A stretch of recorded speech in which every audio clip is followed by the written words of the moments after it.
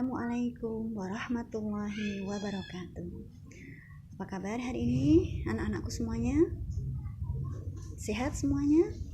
Alhamdulillah. Baik, untuk pertemuan kali ini bertemu lagi dengan Bu Habibah di mata pelajaran PPKN jam yang kedua. Silahkan kalian ikuti video dari Bu Habibah ini, mudah-mudahan kalian lebih paham lagi. Kita akan melanjutkan materi yang kemarin. Sebelum kita melanjutkan, mari kita awali dengan basmalah bersama-sama. Bismillahirrahmanirrahim. Kita akan masuk masih di bab yang kedua, yang kemarin belum sempat Bu Habibah jelaskan. Kalian hanya mempelajari saja secara otodidak, mencari referensi-referensi. Baik, untuk saat ini Bu Habibah akan menjelaskan tentang materi yang membahas tentang masalah warga negara dan penduduk, ya, dimana warga negara dan penduduk itu ada perbedaan yang sangat berbeda, ya. Intinya bahwa warga negara itu adalah masyarakat atau orang-orang yang tinggal di suatu tempat yang sudah tertulis bahwa dia menjadi anggota satu negara, ya, secara legal dia sudah masuk, secara hukum dia sudah masuk menjadi orang yang tinggal di dalam satu negara. Kemudian yang namanya penduduk, bahwa penduduk itu adalah orang yang menetap tinggal di dalam suatu wilayah atau daerah. Ya, ini perbedaannya.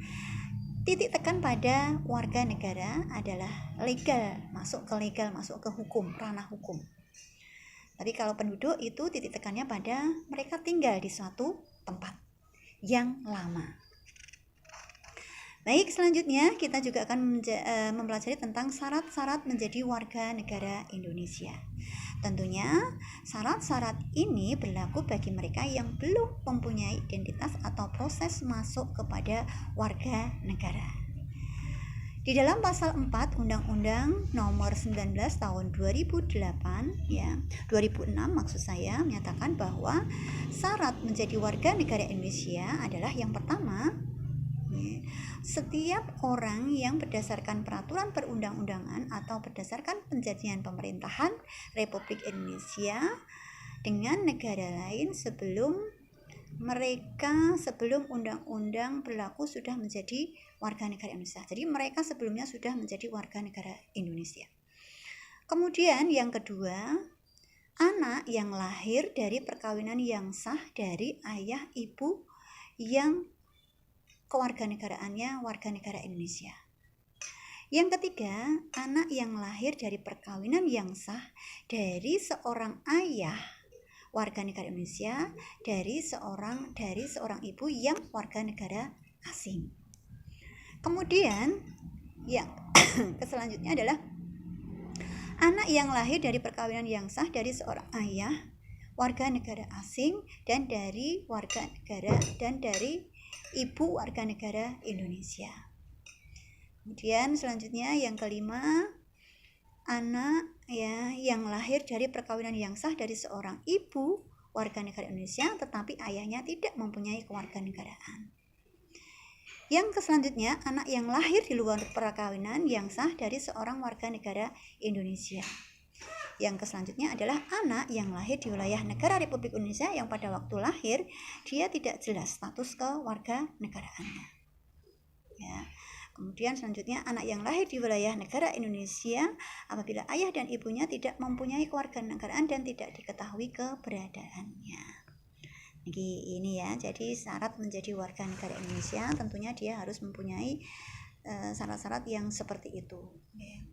Nah, kemudian ada dilihat dari status kewarganegaraannya, kita mempelajari adanya dua asas. Yang pertama adalah asas ius soli, yang kedua adalah asas ius sanguinis. Nah, ini sudah kalian pelajari di tingkat SMP maupun SLTP yang kemarin sudah kalian pelajari. Habibah hanya mengingatkan lagi, asas ius soli itu adalah